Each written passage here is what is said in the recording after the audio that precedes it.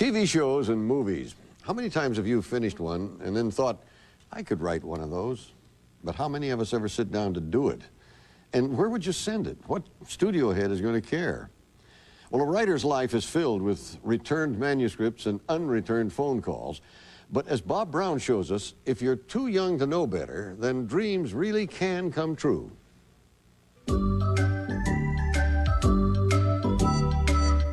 This is a story that begins in the heart of the Shenandoah Valley in Waynesboro, Virginia, where three friends from Kate Collins Middle School conducted an experiment in make-believe that made this animated world This is a school lab. Physical and chemical properties of alkali metals. as tangible as their everyday one.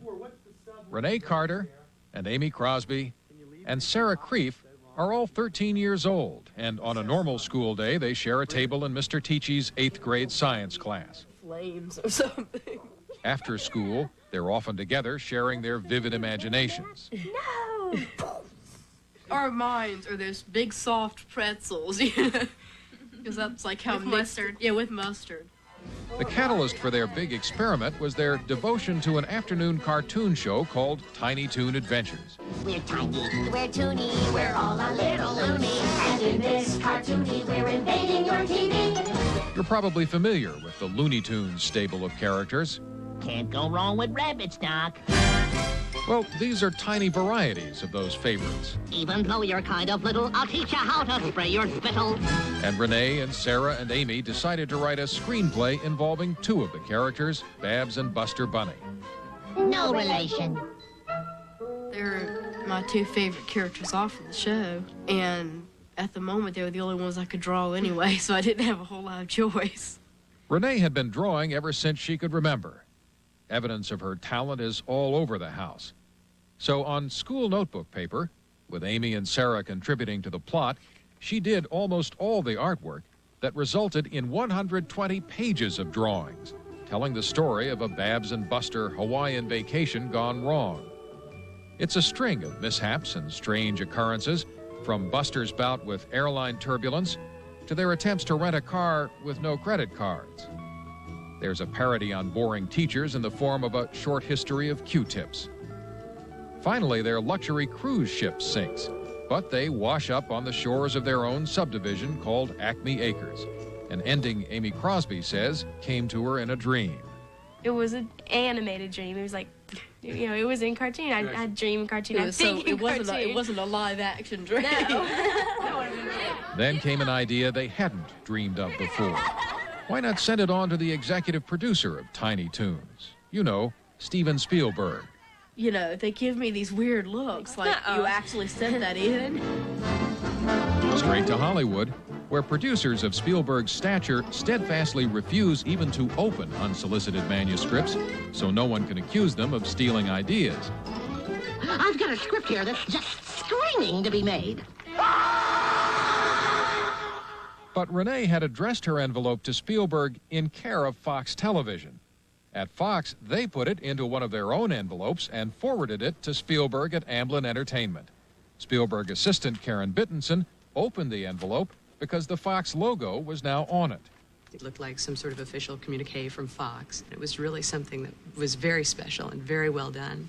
And rather than sending it, you know, off to unsolicited or to some impersonal form letter factory, I decided to send it off to Gene McCurdy over at Tiny Toons. And it was this inch-high stack of 3-ring binder paper, and I started looking through it, and here was an entire Tiny Toon adventure story that had not only been written, but had been drawn. And it was very impressive. I'm reading through this stuff, and I'm saying, well, whether this is a joke or not, I'd like to make this into an episode. If this is our staff, you know, acting young and pretending to be 8th graders, this is a good story, let's make this. And at the very end of it, I said, let's do this. And Gene said, well, you know, this was really written by 3 8th grade girls from Waynesboro. And I said, no. Meanwhile, back in Waynesboro, Virginia, I'm a Razorhead. life was about to change. The phone rings and I say hello. And all of a sudden this lady on the other end of the line says, Is this the Renee Carter who's such a big fan of Tiny Toon Adventures? Yeah. This is Gene McCurdy. I'm Vice President of Animation for Warner Brothers Studio. Yeah. And I like stand there for a second. I'm like completely stunned. We got your submission that you and Amy and Sarah wrote. We were so impressed with the amount of work that went into it. I wanted to let you know how much we thought of it. Yeah. And I'm talking like, Mr. Spielberg wanted you to know how impressed he was with the amount of work that went into this. Yeah. And, you know, so by now, I'm standing there with probably the most dumbfounded expression on my face you can possibly imagine.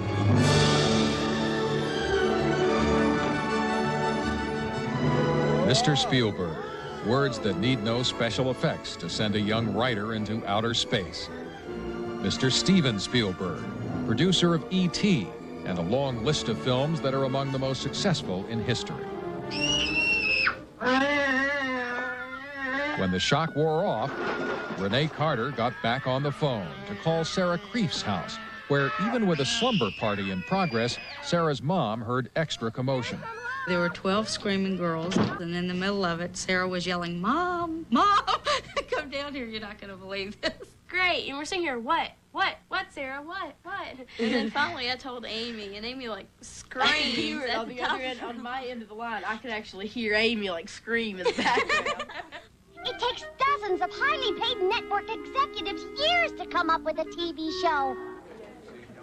Well, with considerably less pay than network executives, the girls and their families, expenses taken care of by the studio, were soon on their way to Hollywood, promised at least $250 for their story idea.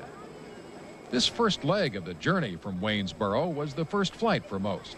Preparation for taxi and takeoff. Please be sure all carry-on items are stowed fully under the seats or in the overhead. But with enough moms and dads and brothers and sisters to fill almost the entire airplane, they had plenty of moral support. Before the day was over, they were out of the Shenandoah Valley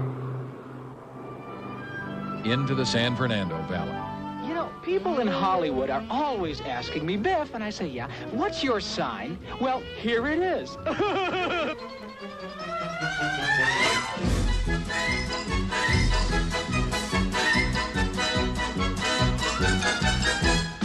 The studio provided them with a VIP tour so they could stroll with the natives on Hollywood Boulevard and check out Mr. Spielberg's prints. When they rolled up for the Universal Studios tour, they got true star treatment. One of the highlights was a role by the shark from Jaws, Bruce, said to be named after Mr. Spielberg's lawyer. Amy. And finally, No. Mr. Spielberg himself. Renee. By this time, the girls were getting used to being followed for publicity photos. They're telling us to act. You've gone from being students to writers to actresses. You're looking in the camera and get really close to Steven. Do anything, just don't spit on my head. They were as cool under fire as if they'd done this for years. What shook their reserve was a visit to the animation studio. Artists had done sketches of all three to include in their animation of the story. That meant everyone would see them. Work on me a little bit. They may best remember Steven Spielberg years from now for what he didn't do. He didn't just show up for the photos and leave. You captured that real We've been well. watching cartoons all our lives, so it's nothing really new. Instead, he brought them straight into what really was a story meeting with the show's writers and directors and animators. And he listened closely to what they said they liked best about the program. The basset hound character with the bird.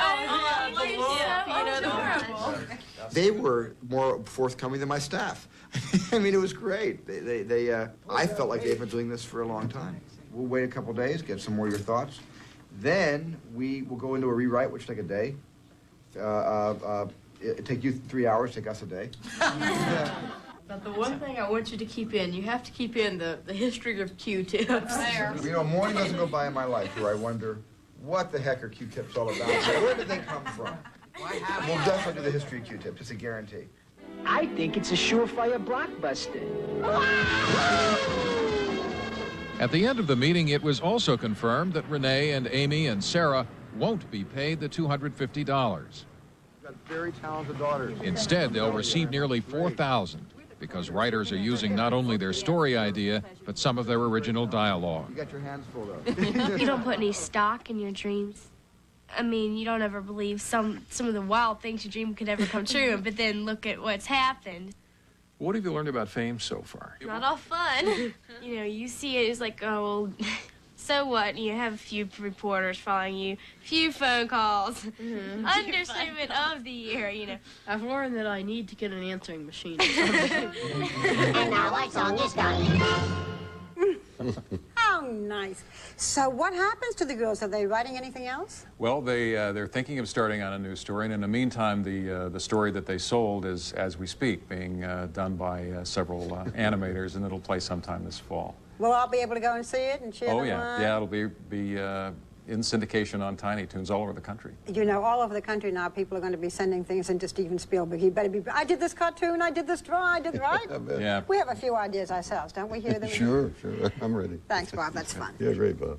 When we come back, goosebumps, hugs, and teary eyes. And don't go away, because you might see somebody you know